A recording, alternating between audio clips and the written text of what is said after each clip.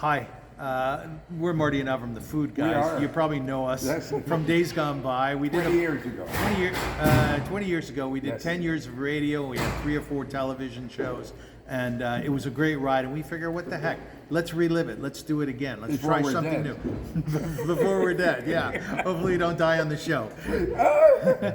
We are launching our new show with our dear friend Carlo. Yes. Carlo is the owner, operator, the founder of Le Jardin Banquet Hall. Stunning, gorgeous place up in the northwest end of the city.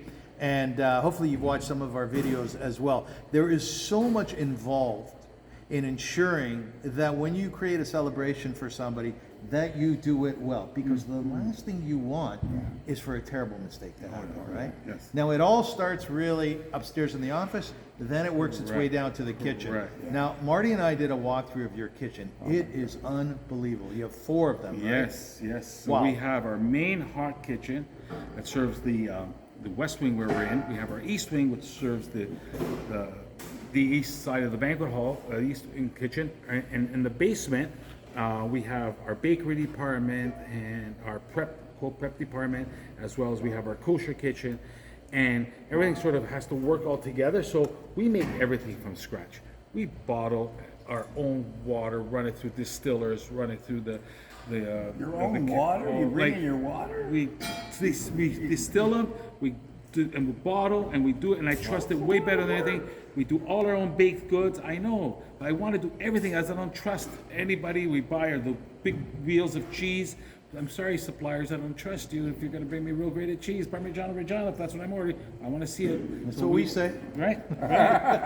We love you suppliers, but you know. Carlo, tell us about the design. How do you design 4 different kitchens? Who does that? Oh, from experience. So through our chefs and how we want it to go. So the kitchen is you have to make sure.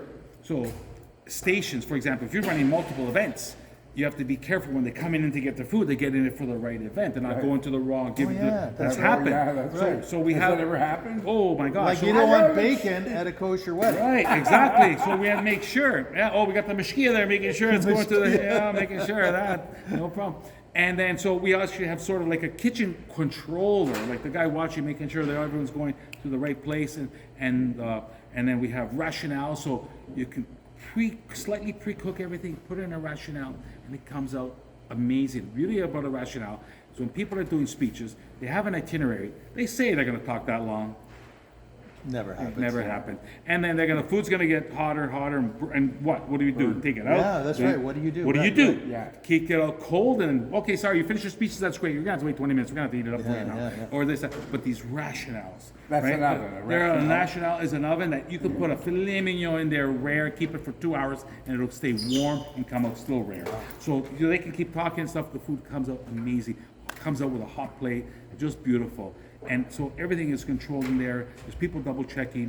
I used to make sure, for example, when the dessert, they would make sure that, go downstairs, make sure you have your dessert. Well, one time, 2 different events had the exact same dessert. They both had about 300 people. The guy went down and goes, yeah, my Tartufo ice cream is there. The other guy went down, yeah, my Tartufo ice cream is there. When one of them went down to take it, the Tartufo ice cream was gone.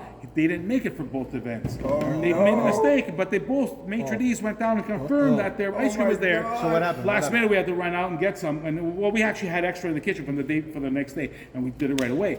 And those are the kind of mistakes. So you have to make sure you have proper procedures and in place, because there's only one time, one shot to do that event. Right. But do people, like, what about the person that just is not happy? What do you do with those people? They go, Oh, I befriend them. I talk to do them. you? They're not. You know, I ordered steak. I didn't really want it done this way. You know, what I'm else? not happy. Oh, I talk people out of steak because you can't do a color. Just at this table alone, you would not make everybody happy. But it's a with good color. question he's asking. What do you do with the most difficult of clients? Yeah. Oh, you actually talk to them because a lot of times their issue is not the food. Yeah. I can see in their mind that their issue is their clients. Yeah. Oh, but this guy and that guy, and I know They're guests. They're They're guests. Yeah. And I'll try to talk to their point as opposed to they're trying to talk about the food. Well, let's talk about what is it your clients are looking for. Yes. What is it you need? So I try to, because it's more about the event and what's being. So they're not really carrying. They're carrying But we need to understand the social aspect of why they're mad. Why are you angry? What's wrong? Let's figure out what's it. Oh, is it because those 3 people got you mad? That's what got you mad. right. Why'd they get you mad? Because they did. So you're mad because of them. Carlo, tell us about one of your failures. Oh my God. At first, No, because the it's first a month, crazy business. I didn't have salt shakers. The first event, and then, people would need salt, wouldn't they? I had no What'd you salt. do? I had to get salt and put in a bowl. Now it's a cool thing. In a cool restaurant, they put salt like that. And, we just Oh my God, no salt. No There's salt. the salt. Especially that old guy, right? I'll tell you a really cool thing that we did one time, one failure. So people would bring their own cakes. They bring, we don't. Yeah, they bring their own so cakes. ceremonial that's cake. amazing. So if it's a bar mitzvah or a confirmation, Yeah. a wedding, people bring their own cakes. So one time, at the beginning, we had one room. And my dad came up with the idea. He goes, "Why don't you do?" Because it was like confirmations and baptisms, all sort of same kind of thing. And they're like, we had one room, 300 people, and we had 30 people. He goes, I go, "Dad, I can't rent out the room just to 50. He goes, "Why don't you put a party in each corner and have one DJ?" And then, that's a cool idea. We did that. And then all of a sudden, but I never, in the beginning, I wouldn't ask people, I had to remind them, "You're going to bring a cake." They just thought cake was included.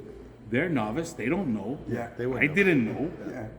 23 years old, 24 years old. I forgot that. To remind them, we should order cake. Would you like me to order a cake? I didn't do that. So here we are. It's 9 p.m. Sunday night. We're tired over the weekend.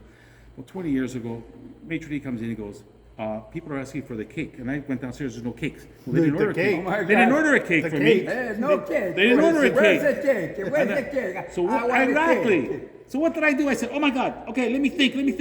One person had a cake. The other 3 parties had no cakes, and one of them said, 'Congratulations on your confirmation, Christopher.'" I went out. I said, "Take a picture," and they go, "Okay, you can cut it. I'll bring it. I'll do it in the kitchen." So I brought it in the kitchen. I had my suit on, and I crossed out Christopher, and all the cake stuff was on here. I went back out to the next party, which was also a confirmation, and said, "I'm so sorry. Someone bumped into me." He goes, "Oh, it was a great party. That's okay. Take a picture without the name." Then I went to the next party. It wasn't a confirmation. It was a baptism. So I did that to all 4 parties, and then I cut the cake in the smallest little pieces. And I said, "Don't just put it on would you like a cake? No. Would you like no." So make sure. All of a sudden, we served all That's those great. 200 people with half a cake, and Half we a still cake. gave them. Small pieces. And I charged them $50 each. Oh my God. It's a small piece. It just goes on and on. We just can't believe that's what's involved in, also it's kosher, it's Indian, it's regular. That's a lot of demands. But we got more to talk about. We are going to talk about some of the kitchens and some of the ritual that happens here, because it's about ritual too. It's about, making sure that everything goes well. And we're excited to tell you more. I'm sure you are excited.